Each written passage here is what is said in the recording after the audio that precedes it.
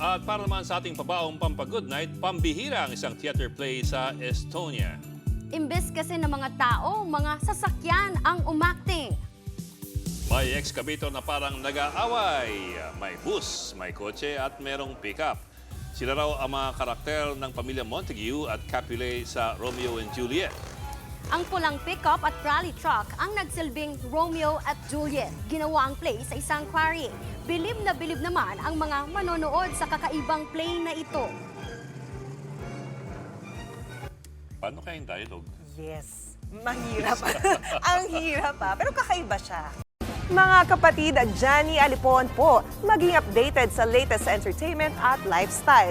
Huwag magpahuli, mag-follow at mag-subscribe na sa social media pages ng News 5.